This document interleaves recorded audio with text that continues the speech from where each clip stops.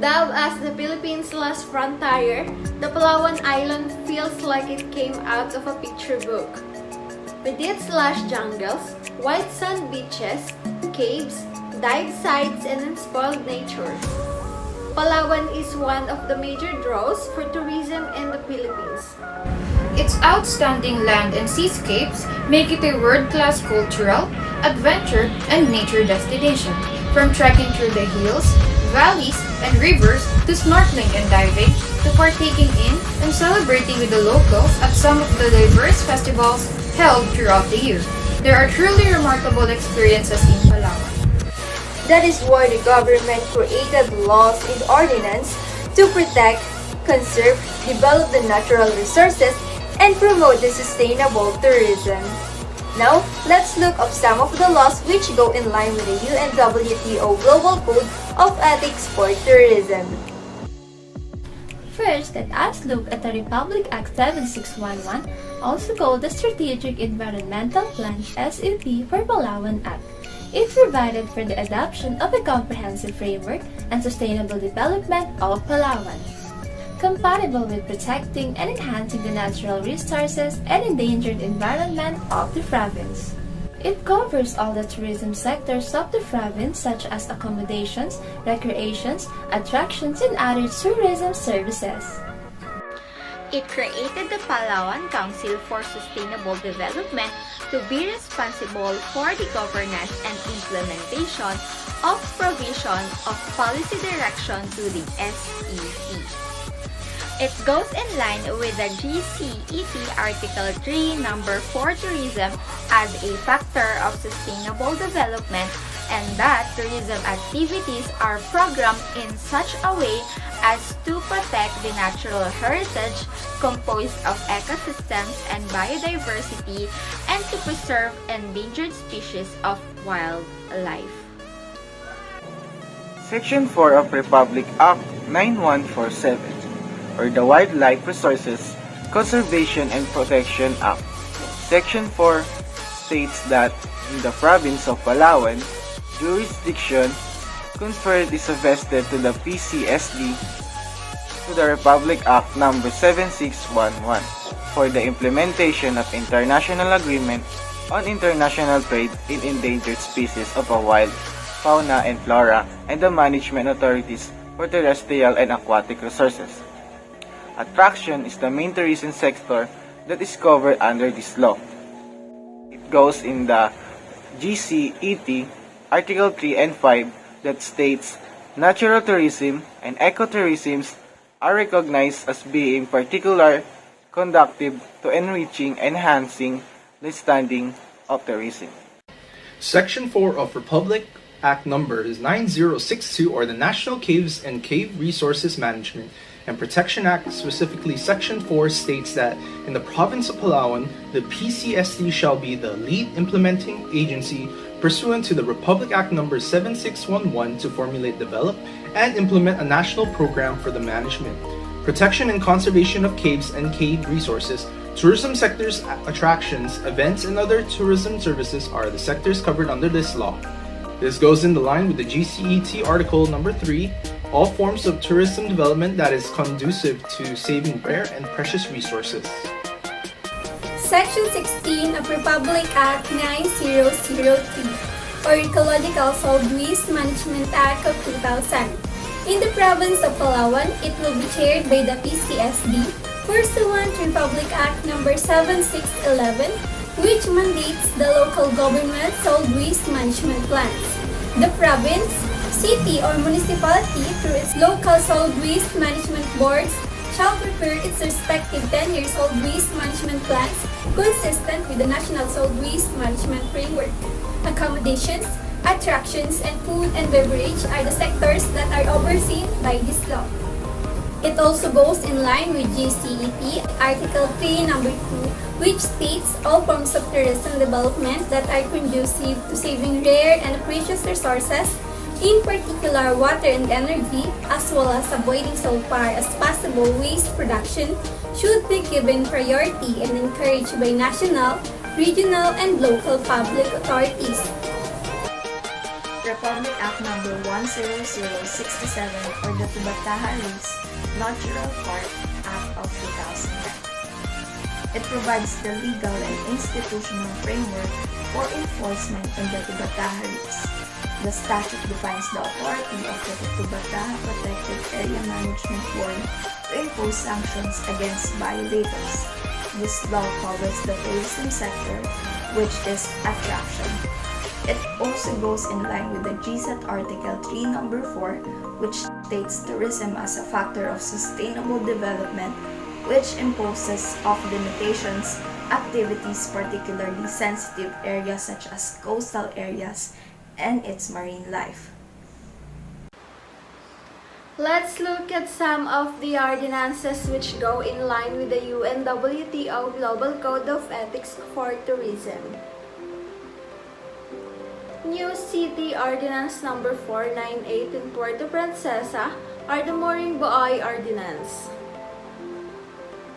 This ordinance is requiring all island resorts in Puerto Princesa City to initially install one mooring buoy, and thereafter additional mooring buoys that would be proportionate to the number of tourist boat arrival on the island. It is authored by City Councilor Erwin Edualino, shall form part of the requirements for the issuance of a mayor's permit for island resorts business establishments. Installation of a mooring buoy is primarily to prevent anchor damage on sensitive marine areas such as coral reef and seagrass beds and to enhance boat safety. This is in line with the GCET Article 3 Number 1, which all the stakeholders in tourism development should safeguard the natural environment with a view to achieving sound, continuous, and sustainable economic growth. Municipal Ordinance Number 101, Series of 2018, amending Section 5 of Municipal Ordinance Number 010, Series of 2013 in El Nido. This is for creating new policies in the boat management, splitting of tours, and their rates for the purpose of splitting the two lagoons in El Nido into different tour packages. This means tourists can no longer visit the two lagoons on the same day to avoid overcrowding. This ordinance covers attraction as its tourism sector. A 200 environmental user fee or EUF will be imposed on visitors going to Big Lagoon and the Small Lagoon, which will go to the Integrated Protected Area Fund or IPAF and will be utilized solely for the conservation and management activities in El Nido. In addition, the Protected Area Management Board (PNAB) will be strict too on the wearing of life jackets on tours, no loud sounds, no cliff jumping in lagoon tours, no grilling, no throwing of scraps and leftover foods in the water, no stepping in corals and banquet bay, no smoking, no alcoholic drinks, and no vendors in the lagoon. This ordinance goes in line with the GCT Article 3 Number 4 states that tourism activities are programmed in such a way as to protect the natural heritage composed of ecosystems and biodiversity and to preserve endangered species of wildlife. The stakeholders in tourism development should agree to the imposition of limitations of their activities in sensitive areas. Provincial Ordinance Number 1865, which is prescribing the climate resilience and green growth framework for the province of Palawan, and it was signed by the Palawan Governor Jose C. Alvarez. This ordinance mandates that all national government agencies, provincial government offices and functionaries, and all local government units in the province of Palawan climate-proof their respective plans, projects, and programs in accordance with the Palawan Climate Resilient Green Growth Framework.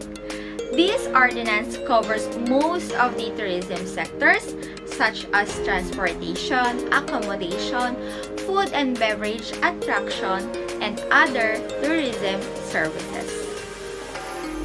The issuance of Ordinance 1865 demonstrates the commitment of the provincial government of Palawan to concretely address the impacts of climate change now and in the coming years. by mainstreaming climate, resilience, and green growth-related measures in the different development sectors and handling concerned stakeholders to abide by the same. It also goes in line with the GET Article 3 and 1, which states that all the stakeholders in tourism development should safeguard the natural environment with a view to achieving sound, continuous, and sustainable economic growth geared to satisfy equitable to needs and aspirations of present and future generations.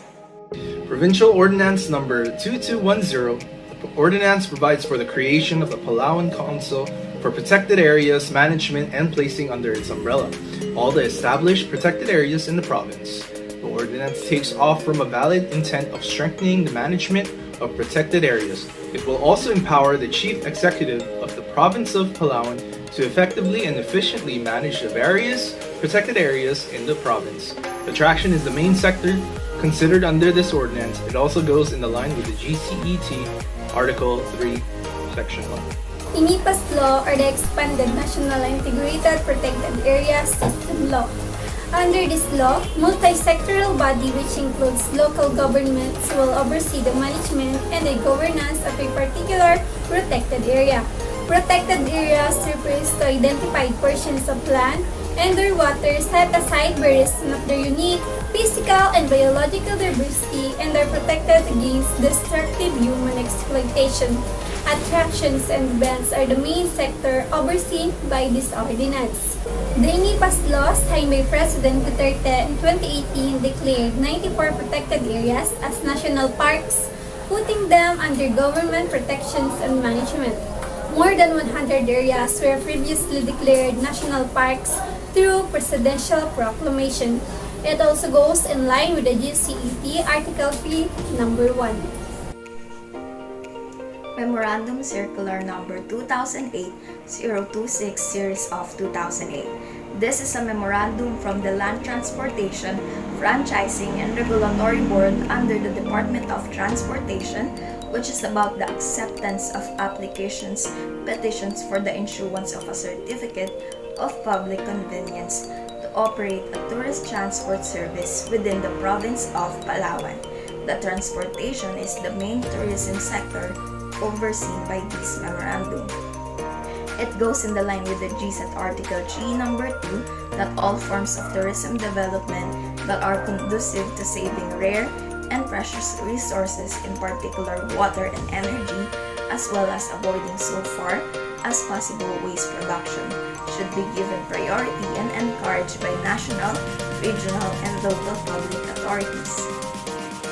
Municipal Ordinance Number 2019-099, are also called Culion Tourism Ecological Fee Ordinance.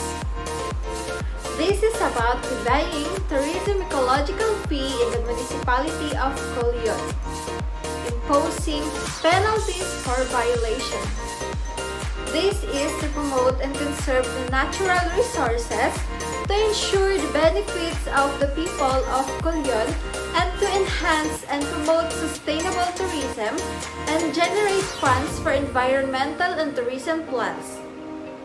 Attraction is the main tourism sector considered under this ordinance. This goes in line with the GCET Article 3, Number 1.